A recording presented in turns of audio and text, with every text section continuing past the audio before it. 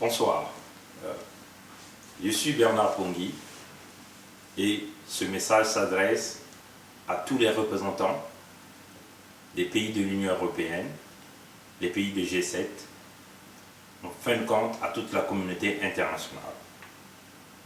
J'ai l'honneur de venir très respectueusement auprès de votre haute bienveillance présenter la situation du Congo-Brazzaville désastreuse. En effet, la paix, la liberté et la démocratie au Congo-Brazzaville sont menacées par M. Denis Sassou Nguesso, actuellement président de la République de ce pays. M. Denis Sassou Nguesso souhaite changer la constitution du 20 janvier 2002 afin de se pérenniser au pouvoir jusqu'à la fin de sa vie, ou encore de remplacer un membre de sa famille comme président de la République de ce pays. Le Congo-Brazzaville s'ouvrait sur le chemin de la démocratie après le sommet de la Baule en France, qui s'est tenu en 1990, qui demandait à tous les États africains de se lancer sur le chemin de la liberté, la démocratie et le développement durable.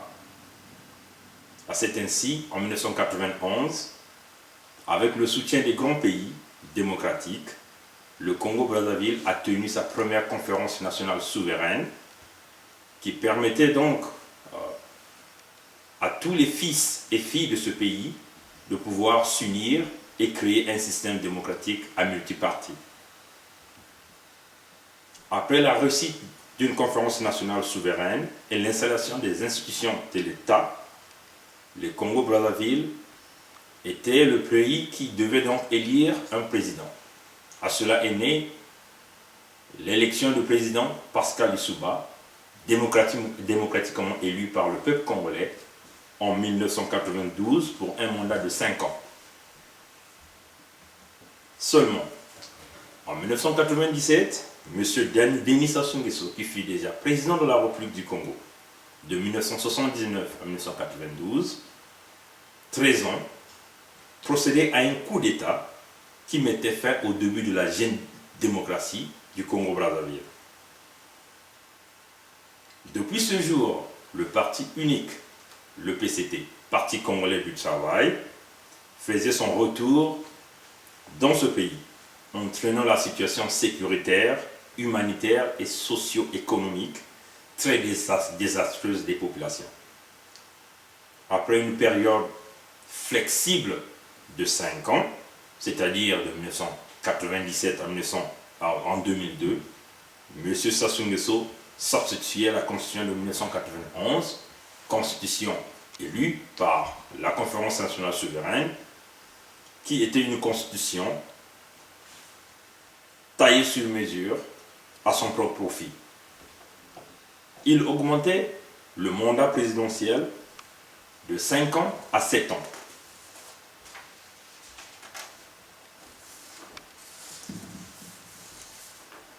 Dans la nouvelle constitution du 20 janvier 2002, M. Sassou Nguesso mentionnait les articles suivants. Article 57.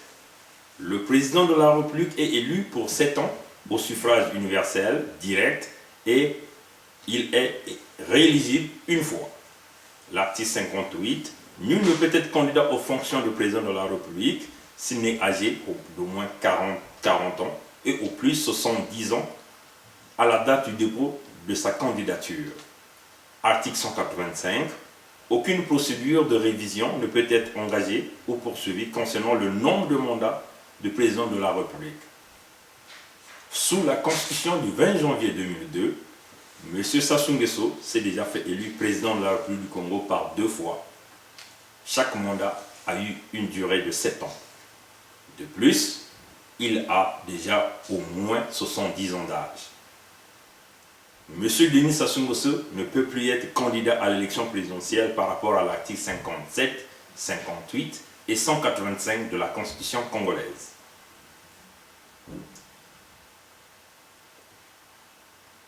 Il sied de signaler que durant les 31 années de pouvoir de M. Denis Sassou Nguesso, les Congolais ne peuvent se loger, se vêtir, se nourrir et vivre librement. Ils n'ont pas droit aux soins de santé, à l'éducation, à l'eau potable et l'électricité. Les écoles manquent de tout. Les élèves s'asseyent à même le sol. Les murs sont pleins de trous. Il y manque même des toits.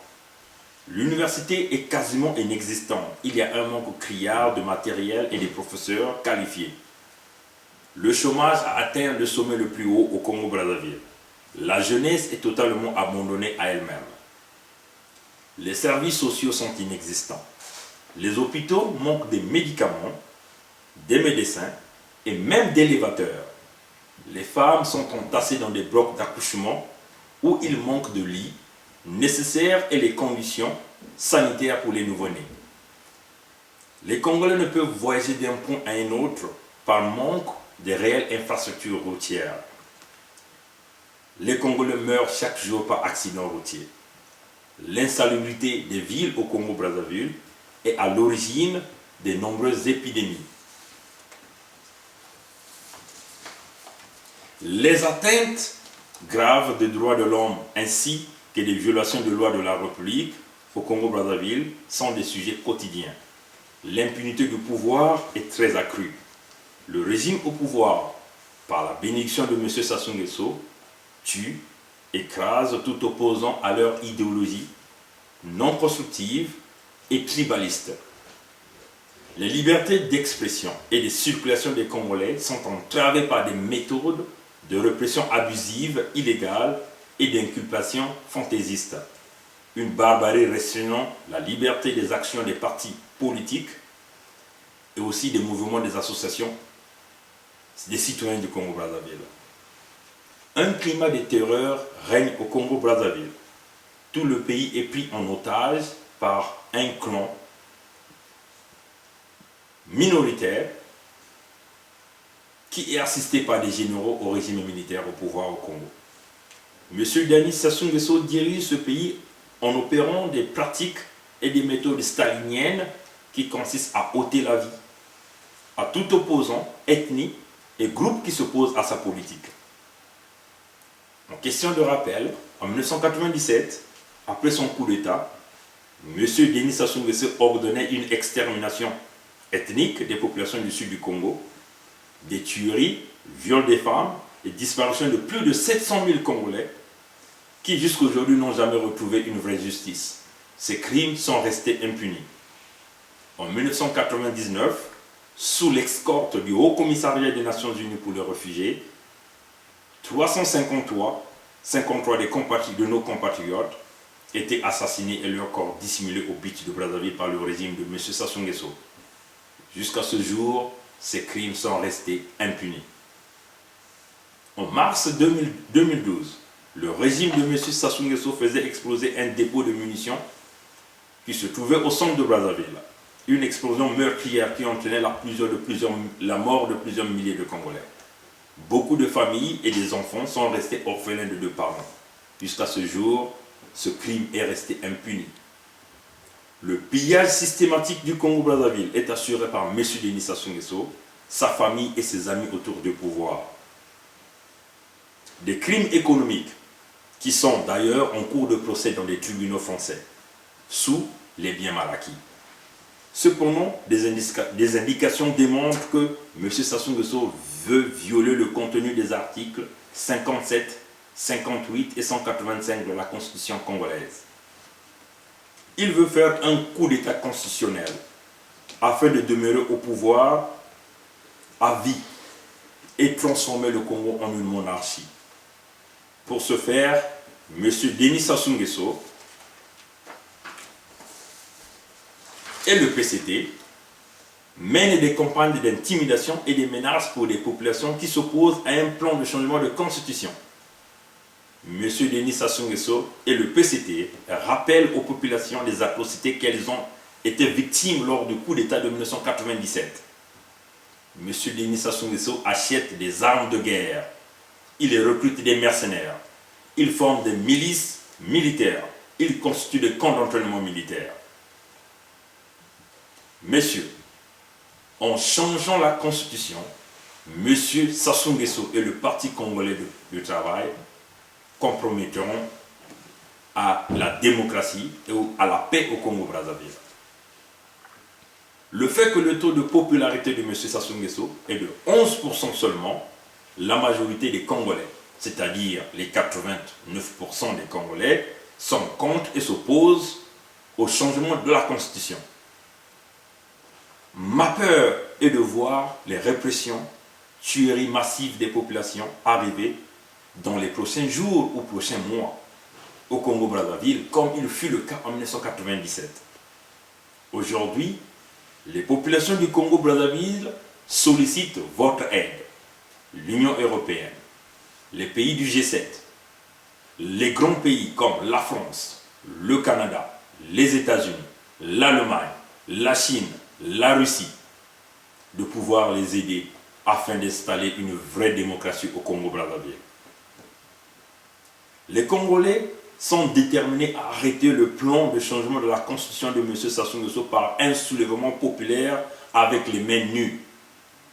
Cependant, si l'assistance souhaitée ou demandée n'est pas approuvée, de nombreux Congolais perdront leur vie au prix de la démocratie au Congo-Brazzaville. Quand M. Sassou Nguesso passera par un passage en force. L'assistance demandée serait de voir les grands pays démocratiques de l'Union européenne, les grands pays démocratiques du G7, les États-Unis, la France, l'Allemagne, le Canada. Les Congolais veulent que vous puissiez prendre le leadership auprès des Nations Unies afin que des sanctions immédiates soient prononcées à l'égard de M. Denis Sassou Nguesso, son entourage et les dignitaires autour du pouvoir. Les sanctions vont inclure le gel des avoirs et des comptes bancaires, l'interdiction de voyager, l'interdiction de faire des transferts de fonds à leurs parents se retrouvant à l'étranger. Aussi, les Congolais demandent que tous ces grands pays démocratiques puissent soutenir la diaspora congolaise se trouvant partout dans le monde entier, sous le Conseil national de transition, de prendre en charge les affaires de toutes les ambassades du Congo-Brazzaville à l'étranger, dans le cas où M. Denis Sassou Nguesso et son clan passeront en force dans leur projet de changement de la Constitution. Ceci serait un moyen d'isoler internationalement M. Denis Sassou Nguesso. Aussi, assister et permettre aux Congolais de poursuivre avec des poursuites judiciaires auprès de la Cour pénale internationale de justice contre M. Denis Sassou Nguesso, son groupe et les vautours autour de son pouvoir. Ces mesures permettront d'arrêter le plan de changement de constitution, d'isoler M. Denis Sassou Nguesso et de prévenir le génocide en cours de préparation.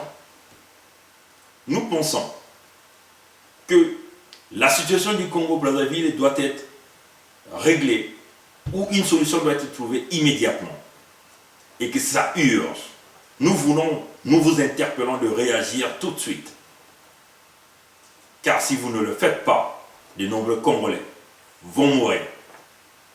Parce que M. Denis Sassou Nguesso est déterminé à faire ce qu'il sait faire, c'est-à-dire éliminer des vies afin de se maintenir au pouvoir.